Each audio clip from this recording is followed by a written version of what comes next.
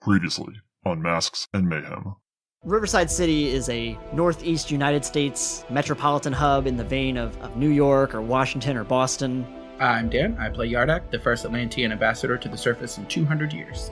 I'm Rachel. I play Ruby Lawson, a film school graduate who creates illusions and objects after contact with unusual media. I'm Sama. I play the speedster post-human Maira Hasan. The main thing that has drawn the three of them together is a group called the United Nations Irregular Operations Network, otherwise known as Union. A man by the name of Kaito Tanaka. He is listed under a Union code name Brigand. The cute coma guy is Agent Alan Rickard, who is really a rather minor character that they just met during their first adventure, and he got knocked into a coma. Lewis is out on a mission. I think it's like everyone but like one support staff guy back at base. Maybe it's a good thing to know when everyone leaves town, though.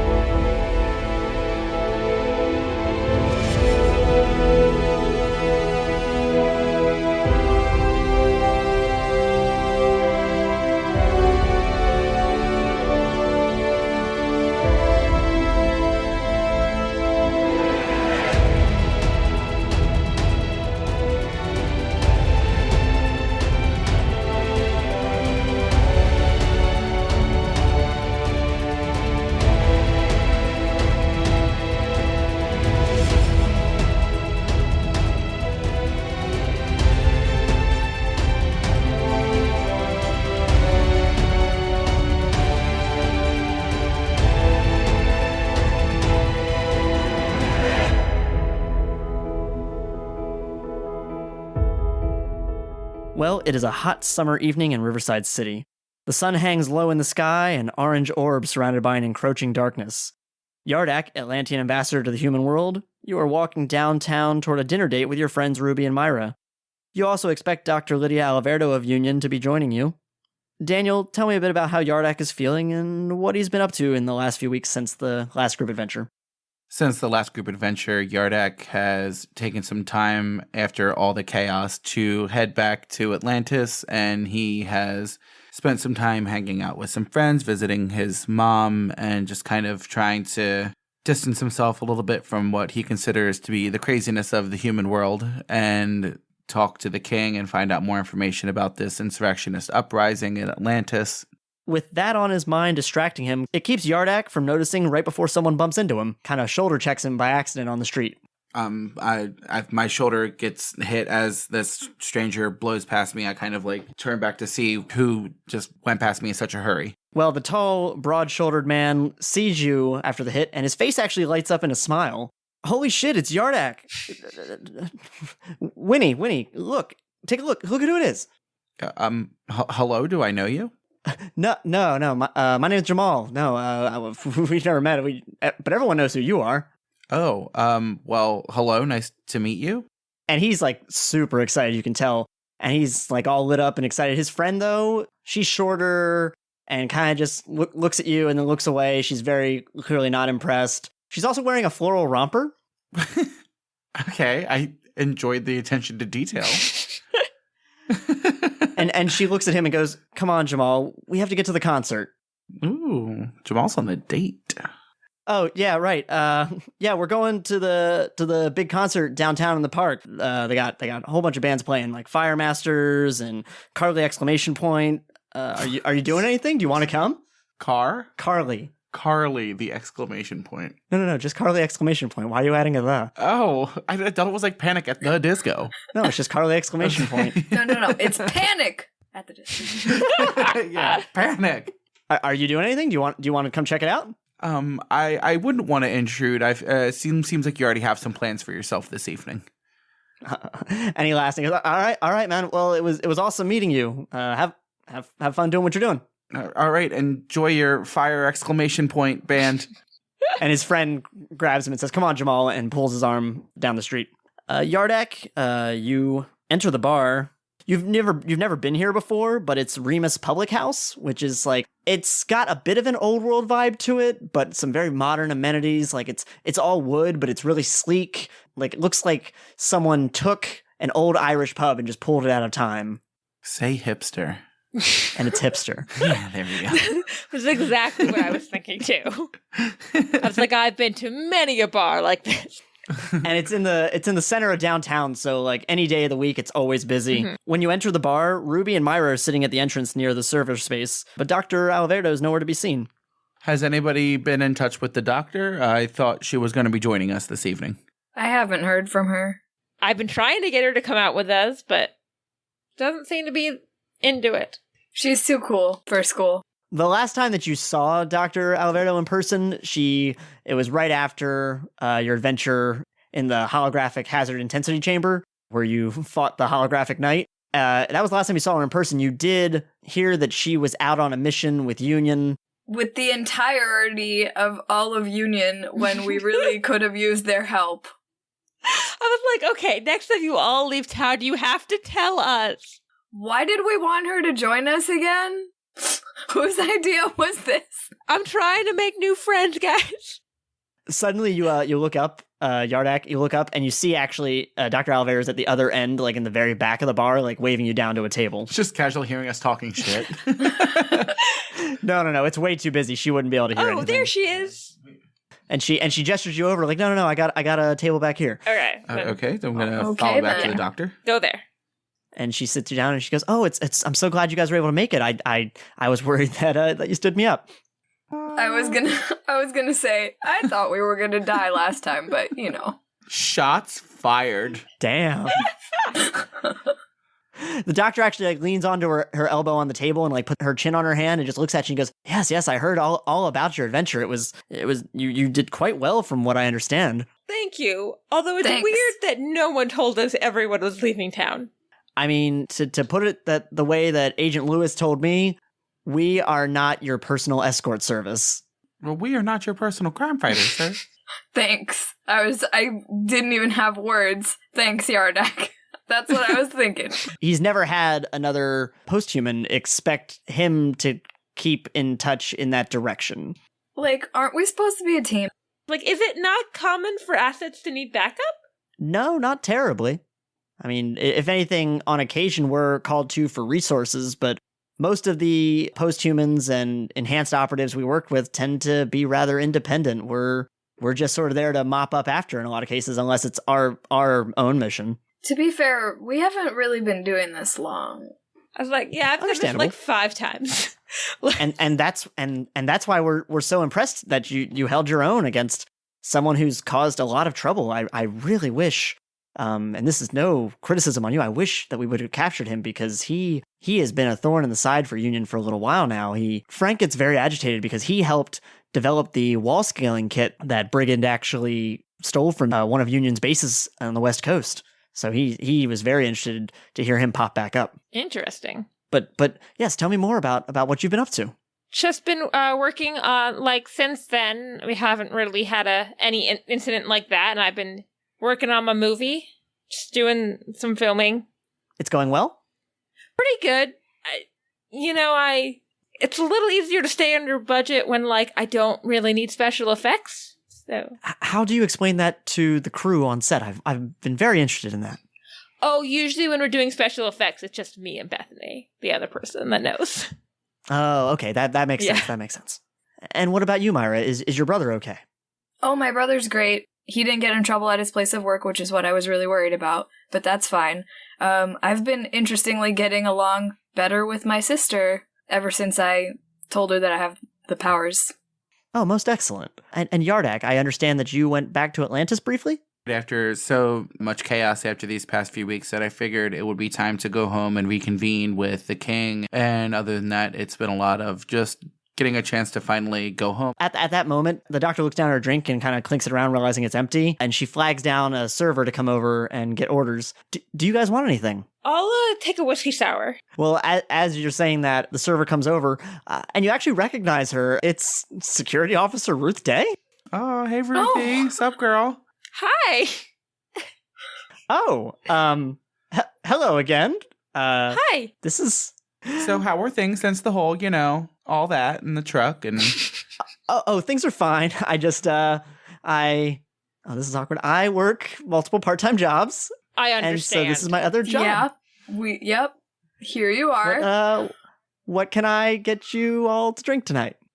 I'll take a water if it's not too much trouble. Me too.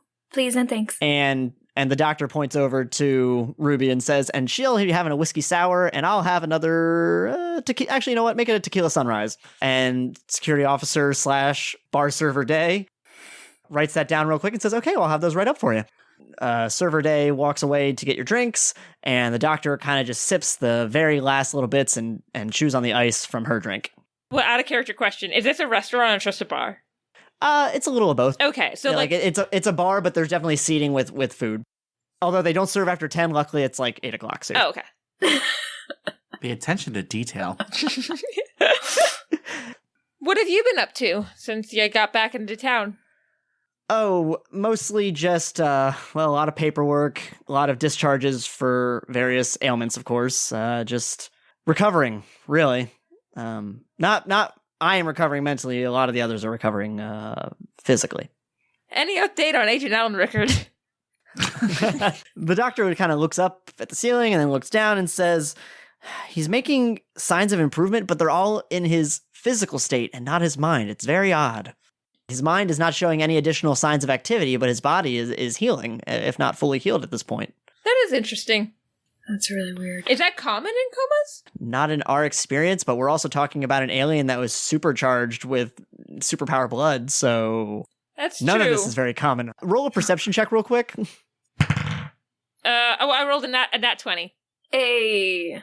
Ruby, you very much notice that the doctor kind of like chose her words carefully when she was talking about the blood. Like she worked her way around saying your blood. Okay, I'm just going to assume that she was trying to be tactful. I'm not going to call her on it. So yes, he is progressing. I still haven't lost hope. I know it's been about 2 months now, but he's a strong young man, and I am still confident in his recovery. That's good. But speaking of the supercharged alien, is that still good? Is he contained? Yes, the Quarnian is contained. He has been moved off-site to a different facility, though. Well, I shouldn't be telling you this, but we had originally brought him to Echo Base to kind of examine him and see if we could learn anything more, but given the hazards and trouble, we moved him to what we consider a more secure location. That seems like a good idea. I don't want to have to threaten him with a giant match again. So yes. That is all well and good. At that moment, right after telling you about the Quarnian, the doctor kind of hushes up because right then Miss Ruth Day walks up and gives your drinks out. And all right, 2 waters and a tequila sunrise and a whiskey sour. Thank you. What food would you recommend for like a larger group? She just turns towards you with the widest eyes and said, "Get the mozzarella sticks." Don't have to tell me twice. Mozzarella sticks it is. And she is like so joyous about this. Like, they are the best. I appreciate this woman. Anything else for anyone else? How's the fish? Maybe we should get extra mozzarella sticks. Two orders of mozzarella sticks. Yes. And she leans in and goes, "I'll throw a 3rd one in on the house." Oh my god, you're the best. Angel baby. We need to be friends with her because she's great. We'll invite her to lunch next time. She rushes back to the kitchen to get the order. The doctor does look at you and say, "I know we weren't there when you preferred us to be, but are you all okay? No lasting concerns from your last adventure?" A little concerned we didn't catch the guy, but besides that, I'm good. Like, we didn't die, so that's a positive. Yeah. Okay, well, your mental well-beings are all important to me as well. And the equipment that we recovered, has that been salvaged? Is it being used currently? We returned it to Red Crystal International, and as far as we're aware, they are taking their own steps for security, but that was, it was not our property with which to abscond. Well, we gave the parts back that belonged to them. The submersible, of course, went back to the Daniel Oceanography Institute to go to the trade show to show off. I honestly don't know if they got it cleaned up in time to show off at the show, though. They might have just had to skip that exhibition. So with Brigand, has any body been located, or are we to assume that he has somehow survived and has escaped? Given that we have not recovered a body at this point, and also we've used some specialized scanning methods, with his some of his equipment being heavier, we wondered if maybe he was just, trapped on the bottom floor. But as far as we can tell, he is nowhere to be found, and nor is any of his personal equipment recovered, like the rocket boots. I don't like the sound of that. I have a feeling there'll be a follow-up to that guy. So what's your favorite movie? I don't typically watch a lot of movies. I find myself very engrossed in my work, so when I come home, it's usually like an audiobook as I fall asleep. Okay, what's your favorite book then? She's a big fan of Harlequin, like the kind you would get, like Fabio. Yes, like Fabio would be on the cover of like all of her favorite books. Nice, those are always really fun. But she giggles a little bit, and you can tell her drink's starting to hit her. So she's like, "But don't tell anybody at the office about that. That's a secret between the four of us. That's our secret together. Secret between us gals." Okay. And then I look at her and be like, "I totally read those too. Don't worry." And she laughs, and she just goes, "Excellent." And she sighs, and she goes, "No, I can't talk to you about that. No. If you ever need to talk about anything, I'm here." That is much appreciated. But no, I really. We can be your support group. No. Everything is fine. I have just. You can tell us. If you want to, you have. I'm gonna persuade the someone shit has out to of roll her. a persuasion check. Oh yeah. Wait, who's rolling? Because you can't all just immediately try. Have you ever been with a group of friends? Yeah, we're all gonna fucking persuade her at once. I will not roll persuasion. I will. I think I have pretty good persuasion, if I remember. I do not. Correct. Yeah, I have my persuasion. It's like 8. What's yours? Okay, well, give me your total. You're at okay. I rolled a 15, but I got to see what my. Okay, my roll plus it's 25. Oh, I think Ruby got it covered. Your total was 25? Yeah. Okay, and Yardak, what did you get? I rolled a 15 though. I just forget what my persuasion is. Is it at least 2? Oh yeah. Yeah. All right. So, also, wait. What does it sound like when you're trying to goad her? I'm like, you can tell us anything, Doctor. I mean, come on. Obviously, something is weighing on your mind. It's better if you just talk it out. Then you might come up with the solution. I mean, it's just sometimes when you're the head of like a secret organization, there's no one else you can really talk to because so much is classified, and you don't want to bother your boss, and you don't want your coworkers already know about it. It's just you never know who to speak with. But I will totally be your girlfriend that can know whatever. Like, don't tell me classified stuff that I'm not allowed to know, but I know some stuff about Union. So she reaches out and touches your arm and says, "Thank you, Ruby." You're welcome. No, it's the mission we were on the night that you fought with Brigand. We lean in ever so slightly. Mm-hmm. Yes. And this is what I mean. It's you, Yardak. Yes, you're an ambassador, but specifically Ruby and Maira, they're not part of Union. There's things that they don't have clearances for us to talk about. And I trust you though. Yeah. And she looks down at her drink and takes another swig. Okay, so the mission that we were on that called everyone out is. Are you familiar with the Alvarado Society? The who? I can't say that I am. No. Yeah, that does not ring any bells. And what about the Maira family? Is that somebody that I should know? Theoretically, you guys might have heard of them. Make an intelligence check. 18. Intellect. Not nat 20. Okay. I do not know anything. What was your roll? My roll was 1. Okay. So yes, so Maira is unfamiliar, but Yardak and Ruby have heard of them. They're a team of magical artifact hunters. Okay. Ooh, I'm picturing Noah Wiley and the librarian. The Alvarado Society is a cabal of sorcerers from throughout the ages who've kept tabs on magical artifacts and are typically a sort of rivals to the Maira family, who have always sort of been, who is it? Like that fellow in the movies with the whip. And she says, so surprisingly, there was something so drastic that they felt the need to team up together and call upon Union for backup. Wow. They wanted our assistance in recovering a powerful magical artifact, and in order to get to it, our combined forces had to fight a group of zombies and necromancers, and I don't put this mildly when I say I think we averted an apocalypse. Oh. Just, your average weekend. So these are the kind of things we don't really want the public knowing about. Fair. With good reason. Was the mission a success? Were we able to locate this artifact? We did. We found it, neutralized it, and took care of the threat. I'm glad. We unfortunately lost a few good men. But it was an all-hands-on-deck sort of situation that we had to basically move out immediately. And to be frank, the reason that we didn't alert you is we thought that the teams that we have in place in our various locales were capable of handling whatever may come up, but we had to give this our full attention. I mean, that's fair. I guess we weren't expecting something so big to happen. Understandable. Yeah, if there was a reason, that is one. Mm-hmm. And she kind of looks at you, Ruby, and she goes, and never mind. Is there a problem? Come on. No.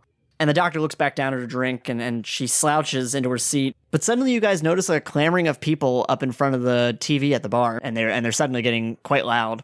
Ooh, I wonder what's going on. Yeah, let's see what's going on here. Can I see what's on the TV?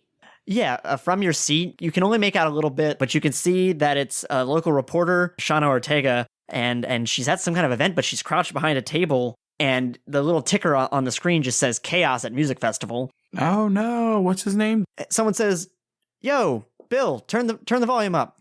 And you hear Ortega on the screen. We're here live at the scene of Xanath 98.1 Music Festival, which has just erupted into chaos. And the cameraman that she's with hops up and turns towards the stage, where you see a humanoid figure in tattered clothes, but it is definitely no man. It's some kind of feral beast creature. Ooh. And Ortega continues, "The creature appeared in the center of the crowd and began attacking, leaving many people injured as it made its way to the stage. Police are attempting to make their way in, but they're struggling with getting past the large audience. And now the people in the bar are all kind of looking around concerned, and one person's like, well, that's just down the street at the park. That's not too far from here." And another person says, "Oh my God, what is that thing?" I'm going to look at, the rest of them. I was like, should we go to that and make sure everyone's okay? I'm going to turn, as this is happening, turn to Dr. Alvarado and say, do you have any idea what that is? And she's like very, very Buzzed. like wobbly now. But she is like, "Oh my gosh, yes, no, I have no idea what that thing could be. You should get there immediately. That's only like 8 or 9 blocks from here." Yeah, no, we'll go. Are you okay? You seem like you might have, Yes. I drank too much too quick, and this is why I shouldn't drink when I am on call. I will get down to headquarters and let them know what's going on. do you have a way there that's not you driving? No. I will. No. I don't. In this city, my friend, you don't drive. I will call a taxi. Maybe eat something go. as well. Yeah, eat Yes. the mozzarella sticks when they come. From what I understand, there is a large order of mozzarella sticks coming. I will be sure to take some of those. And don't worry, I will take care of the tab. Just go. You should take them to go. Don't waste them. I would never waste mozzarella sticks. The one thing we've seen eye to eye on. The doctor also grabbed you by the arm when she said that. Oh my God. And they're going to be like, make sure you drink some water before you leave. What do you do next? I say we should get down there. Haul ass. Yeah. I can literally do that. Yeah, I think you should run ahead, and then I guess Yardak and I run about the same speed, right? Yeah, on land we're the same. So you're all making your way towards the park. See you soon.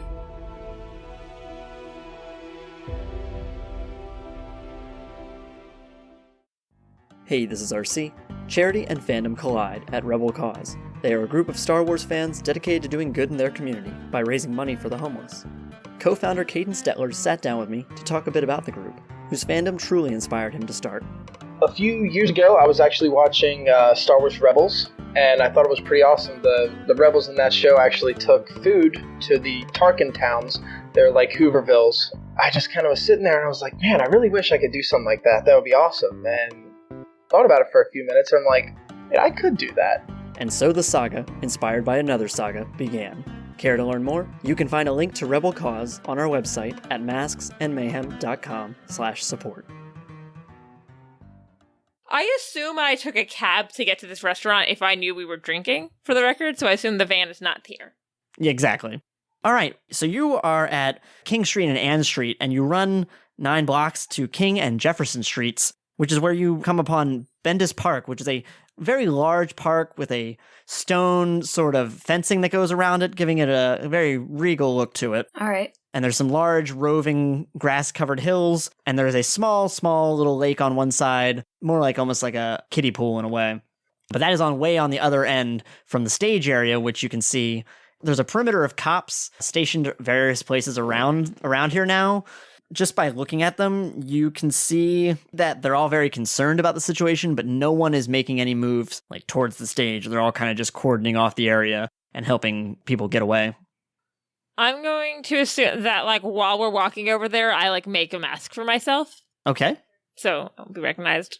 Describe to me what the mask looks like and what you're otherwise wearing. It's going to be, like, colorful, traditional superhero mask, cover up my eyes, go down to, like, my cheekbones. So like a colorful domino mask of sorts. Yeah. Okay. And I'm assuming I was, like, wearing a dress to the restaurant, and I'm going to make some, like, pants to wear real quick. Okay. Are they combat-ready pants? You know what? They're just not a dress. Okay, that's fair. So you guys are hauling ass to catch up with Maira, who's arrived at the scene and is obviously giving it a look around. I wanted to roll like a stealth thing because I want to know if I could get closer to the stage to get a better look at why they're so hesitant. So you're trying to be stealthy, like to not be seen by the cops? Yeah, because you said they're all around the perimeter, so I assume that it's going to be hard to go there. Okay, yeah, roll a stealth check. That's roll plus what my stealth is, right? Mm-hmm. That's why I just want to know who you were trying to hide from. Yeah, I got 13. Okay, so the cops aren't really paying attention to you, frankly. They're all worried about their own thing, and you kind of get on top of the one hill, and you look down, and you just see this gigantic, easily 8-foot-tall, feral creature. It's on 2 legs, and it has like a long snout-like face, and just covered in fur, and giant, and I mean like foot-long, jagged claws coming from its hands and feet. Do we have comms? Did you bring comms to dinner? All right. Yeah, I'm going to say no. Call me. You do have cell phones, though, I imagine. Okay. Oh, also, do you have your scarf on or anything? Are you covering your face? Oh yeah, I'm always wearing the scarf, so when it's time to go into speedster mode, I just put it on my face. Okay, I'm gonna call Ruby. And call or text? No, I'll call her. Hello? Oh my god. So there's like a rabid Bigfoot on the stage. That's crazy and concerning. Yeah. I think you guys should get here faster. We're working on it. So it's been a couple minutes. They're like halfway there by this point. Okay. Maira, do you do anything else while you wait for them? I don't really know what to do, so I'm just gonna hold. I guess if you really wanted, you could just like run here and just run us there. I don't think I think that would be extra effort, wouldn't it, to pick up 2 people? Yeah, if you're going to do both at once especially. So yeah, the police are kind of convening and they're discussing things with each other. And you can see that most of the crowd, it's a rather big crowd. Most of them they're outside of the perimeter at this point from the music festival. But you can definitely still see like a few people like huddled near the stage, like behind equipment so the creature can't see them. But from where your vantage point is, you can see them. Is this something that Carly was doing? First off, Carly exclamation point. Yes, this was the music festival that Jamal and his friend Winifred were heading to. Presumably, she may know about Carly exclamation point and Firemasters. I don't know what kind of music Maira listens to. Ooh, what kind of music are they? If they're basic pop on the radio stuff, then yeah, Maira knows about it. Okay, well then she definitely knows Carly exclamation point. Firemasters is like Norwegian death metal. Okay, no, she would not know about that at all. And when you look at the stage, you can't tell too much from this distance, but like most of them are clearly like somehow part of the music festival, crew people. And by this point then, after you've done this kind of scan of the perimeter, that's when Yardak and Ruby would arrive. Finally. So now you're all together. Okay. Do we have any idea what this thing is? Apart from a rabid Bigfoot? Yeah, with foot-long claws. Do we know, did anyone like see a human like turn into this thing or anything like that? Are you saying it might be someone with powers? Well, yeah, maybe. Suddenly, out of the corner of your eye, Yardak, you see the reporter from the TV running up to you with her cameraman. Oh, here we go. Hello, Yardak. Sean Ortega, Channel 7 News. Are you familiar with this beast? I mean, this is my first time meeting her, right? Yes. So I'm like kind of thrown by her, like, hello. No, I don't know what's going on here. I've never seen anything like that. This beast would not survive underwater. And Shauna doesn't even take notice when she turns towards the cameraman and said, "You heard it here first on Channel 7 News. This beast is not of Atlantean origin, but Atlantean ambassador Yardak is on the scene." Ooh, Shauna, that's her name, right? Shauna? Shauna Ortega. Shauna, by chance, have you both been filming here all night? Yeah, we were just covering it, your basic music festival, when suddenly this thing just popped up out of the very center of the crowd. Do you have any footage of when it popped up originally? Kenny, did you catch it when it popped up? Kenny's the cameraman, and he looks down at his camera and he thinks for a moment, he's like, Roll back the tape. No, I was doing a close shot on the stage when it happened, but I pulled it out right away when it started popping up, but I didn't see it appear. Do you know if anyone did? Not that I've got. We were talking to one person who said they were in the center of the crowd when it happened, but we definitely have footage of them over by the concession stand. So, okay, it's hard to take anyone too seriously right now. We could probably check social media. Is that what you want to do? Can we ask Shauna a favor, though? You can try. Is it possible for you to broadcast a hashtag for this story so that if anyone has footage, we could search the hashtag? And she looks at you and she's like, I guess? I'm sorry, who are you? We're friends of Yardak. We work with him. They work with me. We were trying to get to the bottom of this, so any help that at all would be beneficial. You'd be helping me. Were they with you on that kerfluffle on the bridge? Yeah, both of them were there with me. What is this hashtag that you're interested in? Festival. Hashtag festival freakout. I think you have to be more specific than that. Wait, there's already a hashtag for this. Music Mayhem. Oh, right. Okay, let's just look there. Yeah, people have been posting ever since it happened, but I've been scrolling through all of them in between shots, and I'm not seeing any shots of it before it appeared, or at least not that we can, something like that would stand out in a crowd. Yeah. What about Music Mayhem Monster? So she looks up a couple other hashtags. She's like, no. Well, here's one, but it doesn't really show it appearing. It suddenly just stands up and it's in the crowd. Huh. Is there any way for us to see footage of the crowd before the monster? And then we can kind of maybe extrapolate from the two who it might be. I have to get back to the station to edit this piece. I'm telling you, we don't have anything. Okay. I'm sorry. I wish we could be more help. She starts to walk off. She's like, come on, Kenny. We have to get back to the station. I guess, should we try and get closer to it? See if, it can communicate at all? Or if we can capture it? I feel like the best option here would be to have Maira attempt to get closer, because if it should then swing at her, she can dart away. My idea was maybe I could run around him in a circle really fast to confuse him. And then, with Ruby's help, we could put some kind of boundary. As you guys are all brainstorming, a police officer walks up. He's a bit of a larger fellow, and he goes, whoa, are you here to help? Yes, we're here to help. Yardak, do the talking. Hello, officer? Hi, Officer David Winslow, RCPD. Isn't that the name of the dad from Family Matters? That's Carl Winslow. Okay, wow, you answer immediately. RC was ready with that answer. This is just a beat cop who's out there, and he knows that family matters. I quit. This is it. I'm done. I'm leaving the group. I met him, right? Or I talked to him on the phone with him? Yes, actually you did. He was on call the day that you got mugged. Does he recognize me at all? No, because you only spoke on the phone. Okay. Yeah, so we've got this perimeter around it. It cut up a guy real bad in the center of the crowd, so we're hesitant to send any of our people around. And we tried shooting at it, and the bullets just basically bounced off the thing. It just seemed to make it angrier. Ooh, that's not good. Not great. We're trying to figure out a way right now to get the people that are trapped behind the lines there. But there's a lot of debris in the way. There's the parts of the stage and the bodies. Bodies? Bodies? Sorry, maybe I was being too creative. It tore a dude up. Oh. Like into actual pieces. He is no longer singular person. Oh. See, I thought you meant he was just torn into. Ruby's not laughing. I'm just shocked because I misunderstood you at first, so Rachel is laughing. Yeah. I was like, oh, he's probably being patched up. Ruby's staring in horror. The following statement is coming from inside of Myra's head. Yeah, I don't think I want to go near that thing anymore. I don't blame you. So you can't quite see the creature right now from where you're at. Last you saw it went behind the stage. And every once in a while you hear a loud, deep roar. Is everything still plugged in? The sound system? Yeah.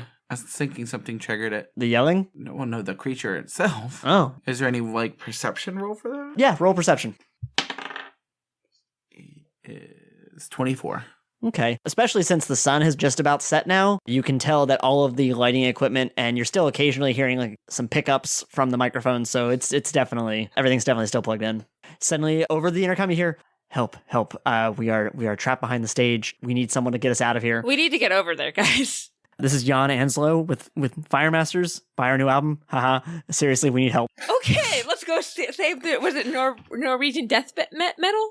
I guess I could go run them out, But you also you can't see them from where you're at. We should all start heading that way. Obviously, you'll get there faster. yeah. But maybe I can at least trap it for a moment so you can, like, get people away. All right. I have some suspicions about these Swedish metal death men, and we need to question. I feel like he just doesn't really get our customs. And I feel that we should interrogate them once we are able to extract them and get them to safety. Okay. I mean, why do you have suspicions? Well, if their death is in the name. I mean, not necessarily. Mostly just a type of music. But, you know, we can ask them some questions. Okay, let's go before they get killed. Yeah. Okay, I think we're all heading that way, towards the back of the stage. Officer Winslow goes, "Oh, are you guys heading in? All right, we'll open up a spot for you." Thanks. Him and a couple of the other officers move out of the way to let you walk through. Godspeed, you three. Godspeed. Jesus. Thanks. We've got SWAT on the way, but like I said, I don't know what bullets can do to this thing. It's mostly just about containing it at this point until we can figure out something. Okay. So we're gonna sneak on around the side of the stage here, and If you're trying to sneak to the stage. Wow, I'm not doing good this time. I rolled a 13 total. Okay, so what'd you roll? 13, and what about the others? 21. 16. Okay, so you make your way towards the left side of the stage, and we're talking like big amphitheater stages. It's what you would see at like a high-end concert. Like they went all out for setting up this stage. As you make your way, you can definitely see like a number of bodies and a couple people that are like kind of limping away. One guy's like crying and crawling on his elbows. Okay, do we see the thing? No, you can definitely hear it like snarling, and a little bit of it's coming through the speakers actually. Can we tell the difference? Like, can we tell what direction to go in? No, because the speakers are kind of throwing it all off. If you want to try to make a perception check, you can. Okay. If we know where the microphones are, then we know where the creature is because his sound is coming through the speakers. I think he might be next to the band people's microphones, right? Like, if they have a mic on them. My perception check was a 16. Can I tell where it's coming from? Oh, my perception was 19. You can tell two things. One, that you know it's not somewhere you can visually see right now, and that it's definitely coming through the microphones. And you also see... Am I close enough to any of the people that are trying to get away from it to talk to them? Yes, and you also, from where you're at, can see a kid with a big studio headset. He's definitely like part of the music festival team. Mm-hmm. You can see him crouching down behind like an overturned table. I'm going to try to ask one of the people near us to be like, hey, we're here to help. Where's the creature? Okay, do you ask limping guy, crawling guy, or or kid from the festival? Oh, am I close enough to him? The kid from the festival? Yeah, you're pretty close to all of them. Okay, I'm going to ask the kid from the festival because they seem injured and need to get away. So what do you say? I know this is scary, but we're trying to contain it or stop it somehow. Okay, you guys are what, some kind of heroes? Something like that, yeah. I guess you could say that. Okay. No, I'm okay. These guys got pretty messed up. I want to make a run for it. Is it safe right now? I don't know where it is, honestly. I'm trying to figure out where it is. Okay, last I saw, it had gone behind the stage, and that's where Firemasters and CtrlAltQuin were both waiting. Then if it's still back there, I think you're safe to run, bud. Yeah.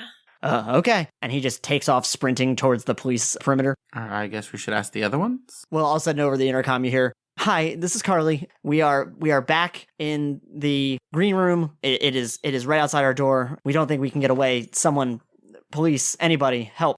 Do we know where the green room is? You know that it's behind the stage. Okay, let's start heading towards like that behind the stage area. Are you sneaking or are you Yes, we're sneaking. Sneaky. Sneak. Is this just continued sneak or do we roll again? I'm going to want you to roll again. 18. 27. 14. As you creep around behind it, you see a number of tables with like food and they're all overturned. There's definitely a bunch of blood, but you don't see any bodies or any body parts. You see like a tent structure, but it's made of of hard materials, but it's clearly like a temporary structure meant for events like this. And it has like a solid door and everything. In the slight distance, you can hear like a crunch of feet on the grass, and all of a sudden you hear a loud howl. I feel like we're getting closer. Yeah. So yeah, you've reached the front entrance where the door is. What do you do? Is there a window in the door? No, there's just the door. You can't see inside of it. We put our ear to the door and see if we hear anything. Yardak, you put your ear to the door and you can hear some muffled discussions and people shuffling about, but you can't quite make out what they're saying. But no monster. Not as far as you can tell. It's pretty calm for a monster being in the room, so I feel like this is not the door we need. I say we open it. To be like, hey, any monster here? Maybe they need to make it to safety. Sure, I'm going to carefully open the door. You go to open the door and it's locked, but the second you jiggle the handle, you hear a scared yelp from inside. Oh god, it's back! I'm gonna yell, we're here to help, we're trying to find it.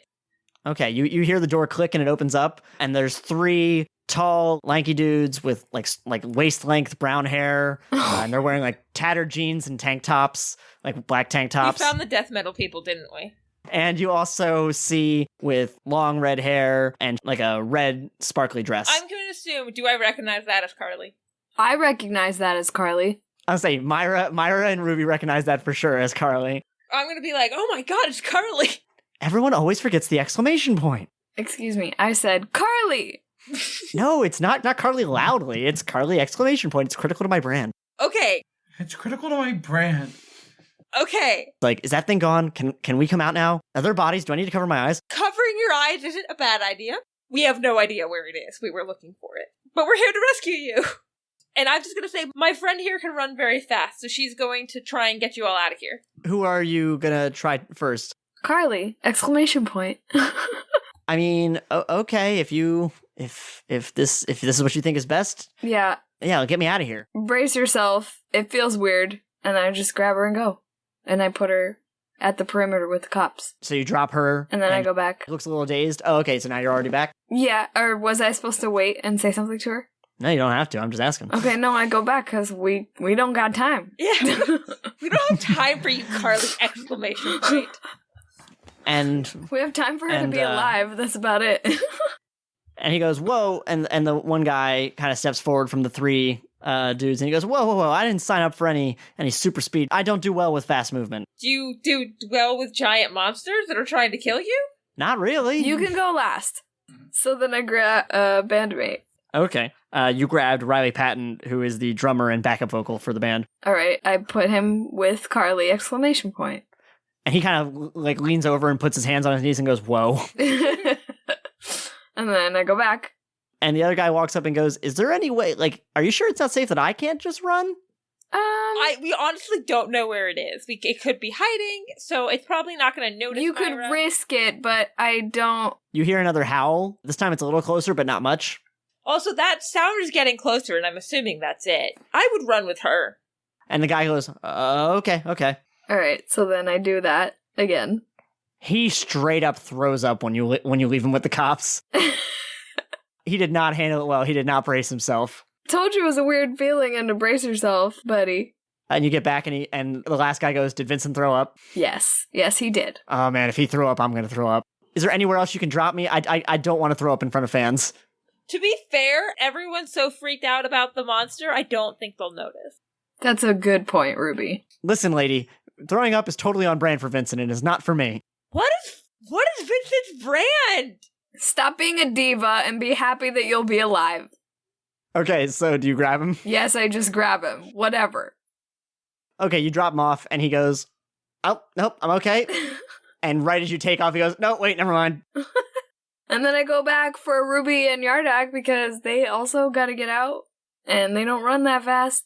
Yeah, but we should probably start heading towards where the monster is now, right? And start getting the other people out? Like the people... Oh, I thought that was everybody. No, well, there were the people that were limping away that we've walked past before.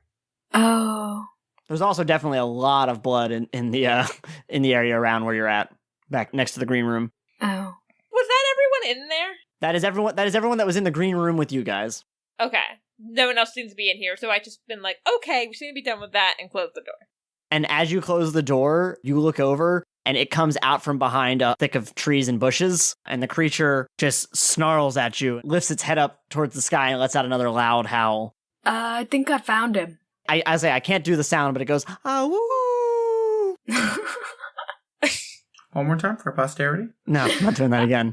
And it looks right at you, and it gets down on all fours, and it looks like it's about ready to start running. Like towards us? I think I want to try confusing it with, like, air from my hands. Sounds like we're going into combat, so everybody roll for initiative. Oh, shit. Oh, that's gonna be great no matter what, because my initiative is 20 already. Awesome. I got 14. There's a good chance I'm going last. 28. 9. Wait, did you say 9? Yes. Okay. The creature is first in the round. Boo. So does that mean we all die? What an interesting looking question. The creature gets down on all fours. It's about like 20 feet away from you, and it just runs right towards. You know what? Actually, I'm gonna make it a little random who it runs towards. Oh no! It runs right at Ruby. Rude. I have a while to go. Please don't kill me.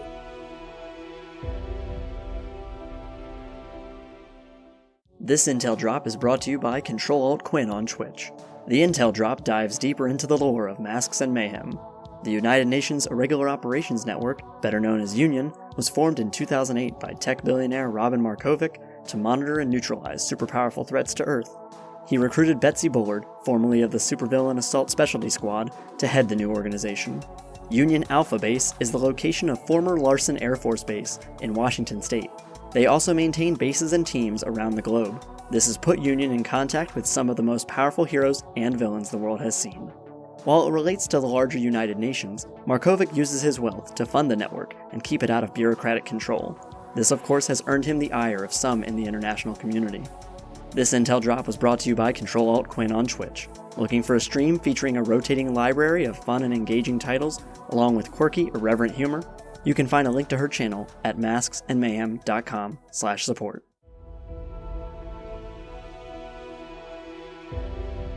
And remember that you all have a singular hero point to start. It runs right at you, Ruby, and goes to tackle you. I am going to use that hero point as a reaction. What are you doing with that reaction? It's time for the Razzle Dazzle to come out. Ruby's going to discover her last power. Do me a favor, and what is your parry plus 10? Parry 12. Okay, make the Razzle Dazzle attack. Okay. So this was a power that Ruby had not yet discovered about herself, but that she held in her arsenal. 23. Okay. The creature runs towards you to, like, tackle you. Explain to me what it looks like when you use your power. Yeah, I'm falling back, and I put my hands out to, like, try and stop it somehow. Blue and pink lights erupt from it right at the creature. And Ruby is full on screaming, by the way. Okay. As you fall back and the lights go off, it tumbles off to the side and grabs at its eyes and rolls away. Let's make the damage check. So as far as you can tell, it's not damaged by the Razzle Dazzle, but it was definitely knocked off kilter by it. Okay, and I'm just going to stare at my hands and be like, what just happened? And the creature is, like, on the ground holding its eyes briefly. Photosensitivity. You are also photosensitive to a flashbang. Okay, so the creature is on the ground, and now it is Myra's turn.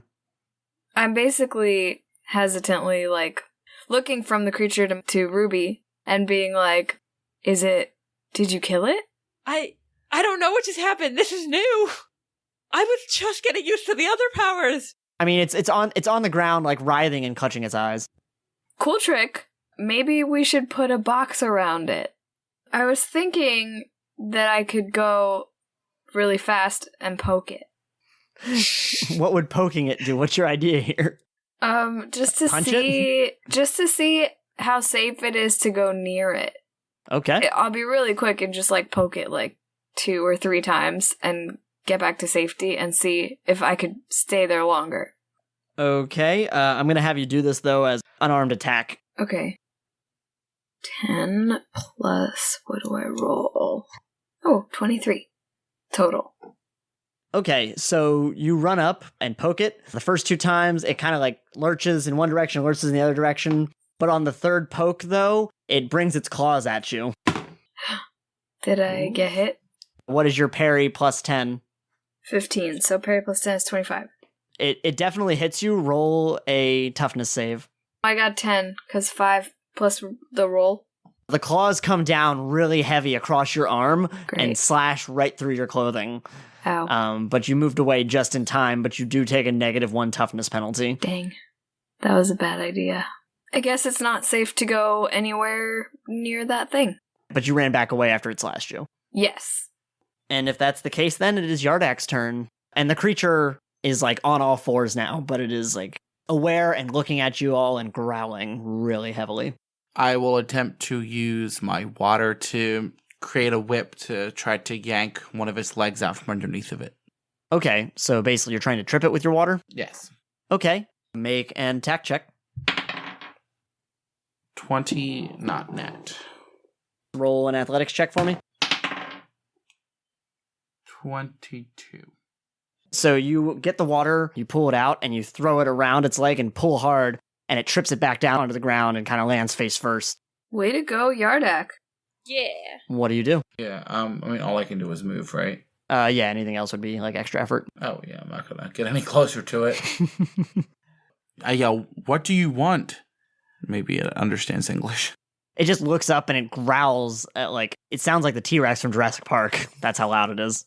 I was just like, I don't know. That's all I got. Okay, Ruby, it's your turn then. Okay, so do I have to use a movement to stand up? Unless you have instant up, No, I don't think. then yes. Yeah, so I use my movement action to stand up. Okay. And then I would like to put a box around that thing. Okay, roll an attack check. Ooh. 23.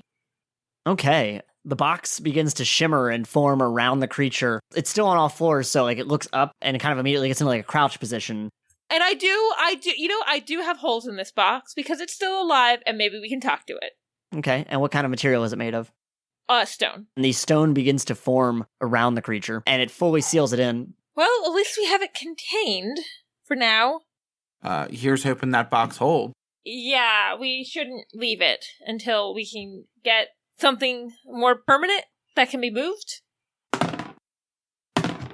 At that moment, there is a loud roar as a large clawed hand just slides right through the stone Oh, great. God. and begins tearing at it. God damn it. And the creature gets out of the box and looks at all three of you as you're in close proximity to it. And it yelps a little bit from its earlier wound and grabs its clawed hands where it had just dug through stone and just kind of yelps a little bit and begins to take off in the other direction. Oh. We spooked it. Yeah. RC, can we tell, was there any actual damage done to it through my, light attack? It definitely, you could tell, was in pain holding its eyes.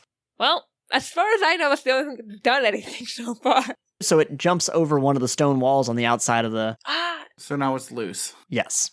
Okay, now it's time to bring in the big guns. Where's SWAT?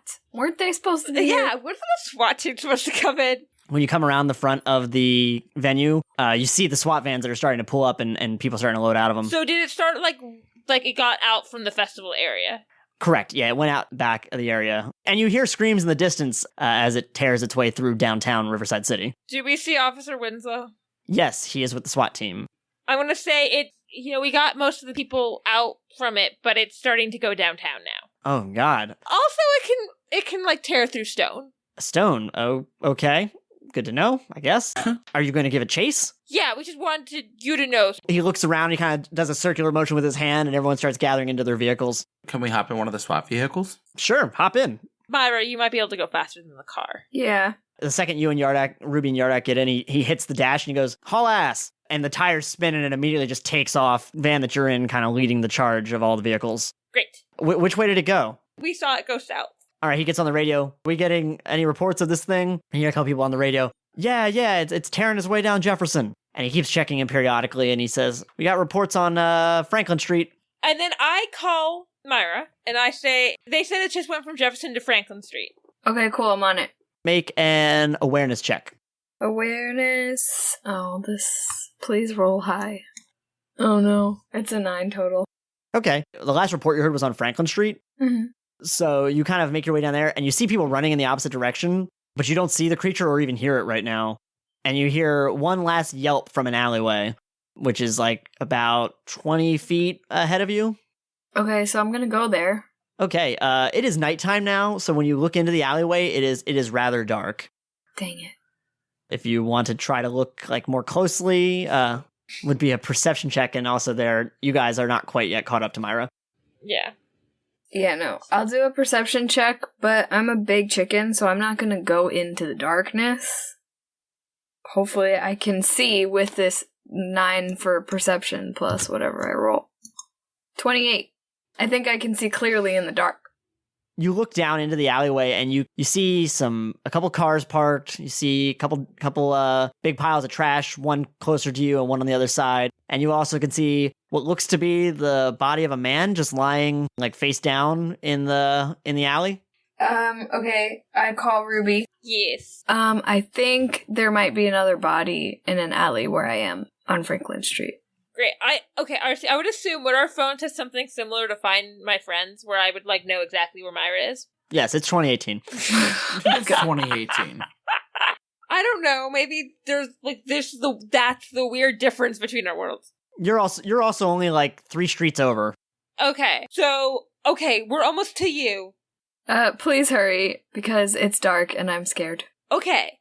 Well, apparently I can create light, so Thanks. Do that. I'm gonna holler. Is the man alive? Does he need help? He's face down on the floor. I can't tell. I'm assuming yes, help, but I don't know about alive. I think he at least needs help for him to like have a proper burial. At this point, you're like a street and a half away, Ruby and Yardak. Do you do anything, Maira? I'm still outside the alley because I didn't go in because it's dark. Ruby's gonna say to Maira, should we stay on the phone to stay connected? I mean, you're almost here. As you're saying that, you see the man sort of stir a little bit. Oh, I think he's not dead. Moving injured people is bad, right? This is a Rachel question. I mean, that depends on what their injury is. Okay, I don't know. Oh yeah, no, I wouldn't have done that. We'll be there soon.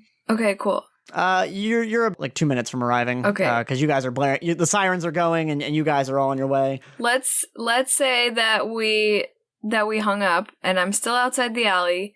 I heard the guy like move. But I'm looking around. I'm trying to see what people are running from, because I think it's weird that this dude is here, but people are running away from a different direction. It's just brick walls and an alley, and like I said, trash cans and parked cars. And then moments later, SWAT and Ruby and Yardak arrive, and SWAT kind of forms another perimeter, like a wide perimeter around this alleyway. Officer Winslow kind of gestures towards you guys, Yardak and Ruby, towards Maira. We walk up and I say, is the guy down this alley? Yeah, he's down there. He just made a noise, so he's not dead. Okay. But I'm pretty sure he's very hurt. I don't know, like, how well I can control this, so maybe you guys should shield your eyes. Okay. Okay, eyes are shielded. Yeah, and so I do the razzle-dazzle down the alley to see if I can make it any more lighter. Okay. You light up the alley, and you can see everything in color now because of how bright it is. Again, there is a couple of trash cans, there is a couple parked cars, and there is a man lying face down, but you can also see that his clothes are all kinds of ripped up. And he's bleeding? And there's no monster? No, and in fact, the guy kind of jumps up with a start when the lights go off, and he shields his eyes. Oh, sorry! Oh, God. Sorry! This is new! Who are you people? We're here to help. Can you get up at all? At this point, he actually leaped himself onto, like, his butt, kind of slowly staggering to his feet. Okay, I'm going to, like, start moving towards him. Oh, no, not again. What is that supposed to mean? A creature attacked you, didn't it? Yes. It attacked everyone. Yeah. Oh, no. Were you at a music festival? That's the last thing I remember. Oh, no. I become that creature. How? When? Where I come from, they called me Night Beast. Oh my god, guys, he's a werewolf. I think you should come with us. I don't want to be experimented on. Well, sir, you don't really have much choice here. You're a danger to the public. We don't know if experiments are gonna be what's gonna happen. You might just get trained to control your power. There is no controlling this. Well, then maybe we can find a way to subdue, not control. Oh my god, Yardak. Not like him, the monster. Maybe we could find a cure, is what he's trying to say. Or, like, what triggers turning it back to you? Yeah. Where I come from, I was one of the last. They thought they had exterminated all of them, but I was attacked as a child. Yeah, maybe we could figure out when or why you turn into the creature? In the old days, they thought it was just the moon, that it was the full moon that triggered the event, but I didn't think this would happen again. I thought I was safe. We really think you should just come with us. Yeah, we need you to come with us. We're taking you. And all of a sudden, there's a loud screech, and you hear like a bullhorn go off. Yardak, is everything okay in there? Yes, Officer Winslow, we have this pretty much under control. Give us just a moment more.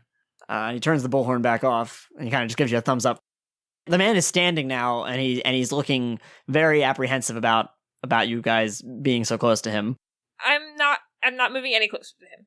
I have a feeling that maybe we should bring him low-key.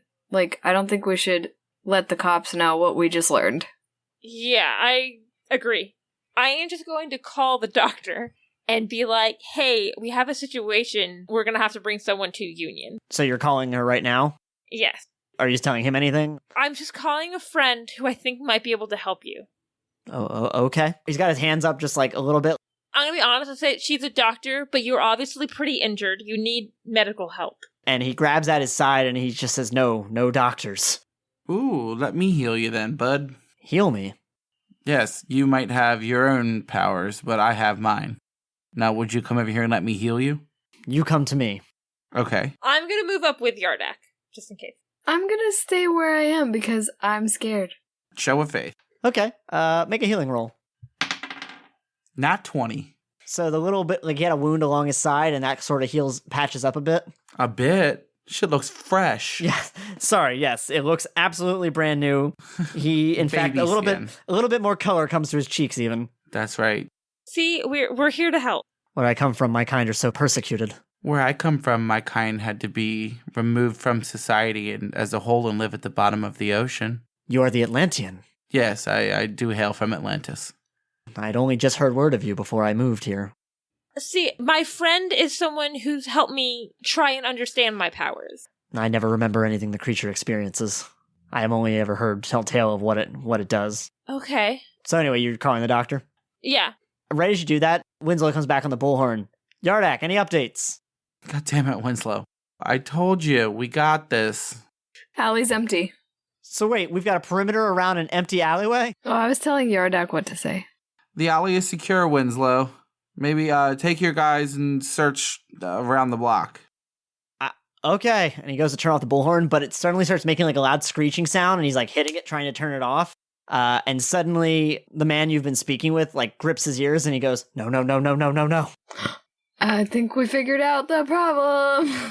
Are high pitches the trigger? Since I'm a speedster, can I do something real quick? Well, I mean, everything you do is quick, presumably. I mean, can I run and grab the Winslow's megaphone and, like, toss it, like, 3 blocks away? I mean, if you want to do that, all right, make a roll for me. What do I roll? Make it an unarmed attack. Unarmed attack? Yep. 25. As soon as werewolf dude said no, this is basically when I act. Okay. Yeah, so you grab the megaphone and you run like 3 blocks, drop it, and run back. And he can tell it was you, and he's like, hey! Sorry, not sorry. That's what I was just going to yell that back. It needed to go away. Explain later. Okay, well, are we good? Do you need us here still? I think we're good.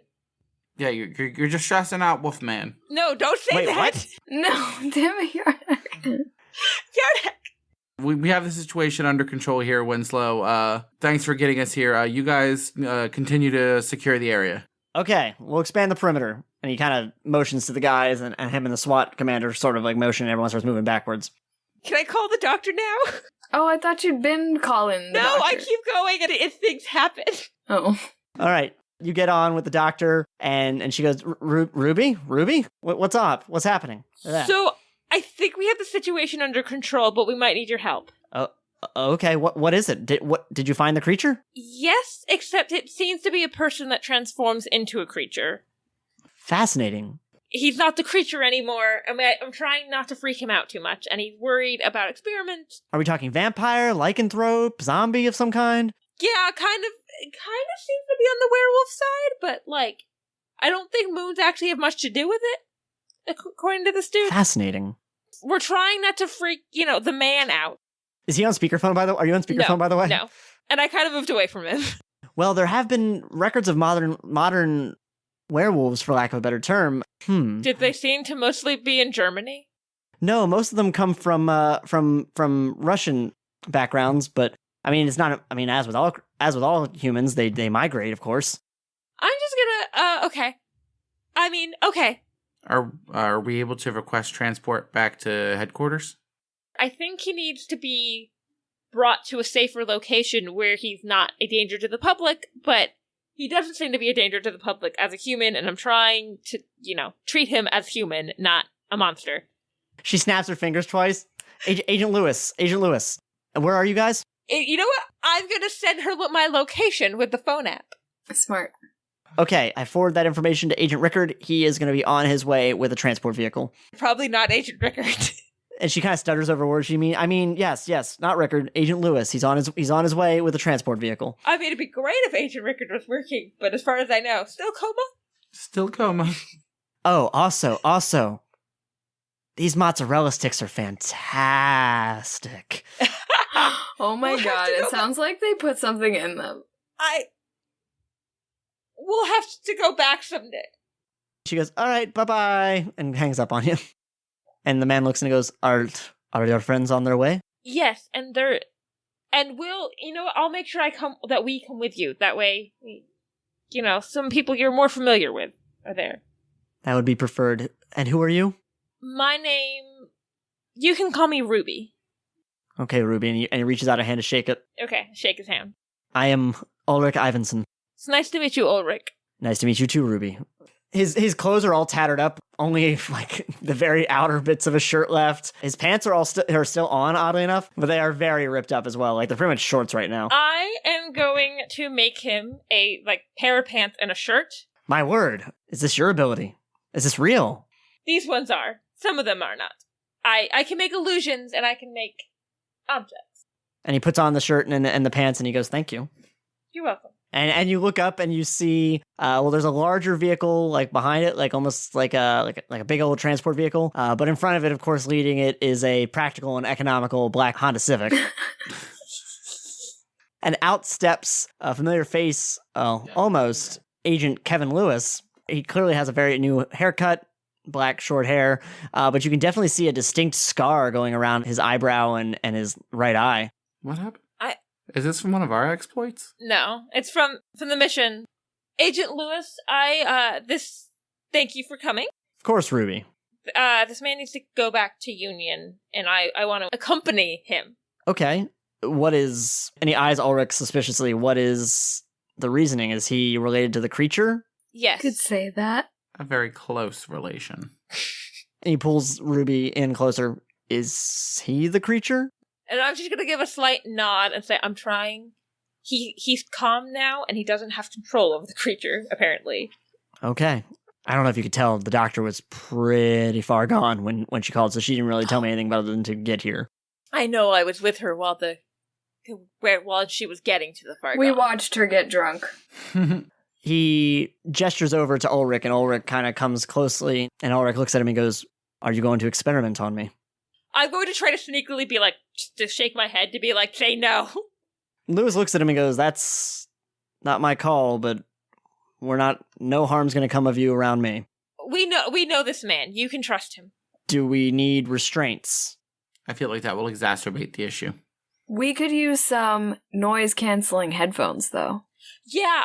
Agent Lewis beckons him to the edge, and he actually reaches into the glove compartment of his car, and he grabs a pair of noise-canceling headphones. I hope you like Firemasters. Score! Who was playing? Who was the last person you remember playing? Well, it was actually Firemasters, I think. So maybe let's not put on any music and just use the headphones as canceling the noise. And he already has them on, so he looks at you and goes, "What?" Agent Lewis is loading Ulrich into the back of the truck. Lewis taps on the hood and goes, all right, he's heading out. We'll get him secured. Okay, I'm gonna jump in the car with him. And he holds him up to stop, and you run around and get in back. Yeah. What about Yardak and Maira? I can run. Yeah, I'll hop in with Ruby and take off towards HQ. Okay, so you're all in there. The only theory we have right now is maybe high-pitched noises cause him to change. Because he started freaking out when there was some feedback from an officer's Or like anything through a speaker. Yeah. Like, he started freaking out about feedback and, like, grabbing his head. Okay. Well, we're gonna get him in the cell for tonight. I'll be sure to let the doctor know about this. I'll leave her a note for the morning. Get her some, like, Tylenol, too. Oh, trust me, she's got the mozzarella sticks, but I've been refilling her water. Oh, good. Don't tell Director Bullard about this. Not about the creature. You can tell her about the creature. I just mean don't tell her about the doctor.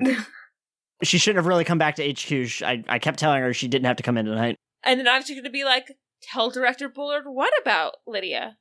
He winks and goes, good answer. So you arrive, it takes like a 20-minute drive, but you arrive at HQ, and then he leads Ulrich, and he says, now I'm sorry, we are going to have to put you in a cell, just because we don't know what could set you off, and we want to make sure we can, keep you safe and keep others safe. And Ulrich nods his head. I'll go with you, but I will not allow myself to be kept if I choose to leave. I'm going to tell him I can come back and visit you tomorrow. Like, it's pretty late now, right? Yeah, we're talking like after midnight now. Okay, and I'll tell him I'll come visit you tomorrow. And I look at Agent Lewis and be like, can I come see him tomorrow? And that way someone somewhat familiar is here. And he nods and he goes, yeah, definitely. Okay, I will come see you tomorrow. And he leads him away, and Ulrich looks back at you, Ruby, and he just has like a bit of a sad look on his face, but he smiles ever so slightly at you as they lead him around the corner. Just how old is he? Yeah, I was getting like mid-40s Yeah, vibes. that's what I was thinking, but I wanted to make sure I like wasn't imagining it wrong.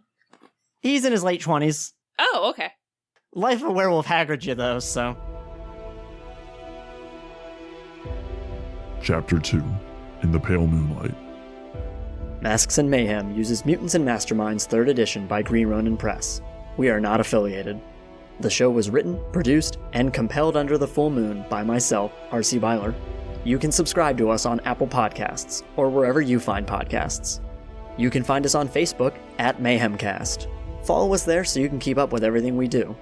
This week's new NPC name based on a listener is Carly! If you'd like to be included as an NPC, you can tweet about the show using the hashtag MayhemCast.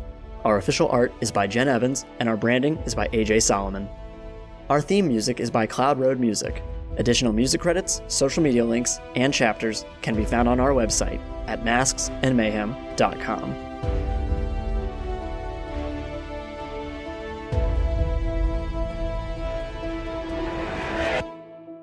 As we fade back in, the three heroes are sitting in Ruby's apartment, and her roommate, Bethany Fletcher, is looking on in awe as Ruby finishes recounting the events of the night.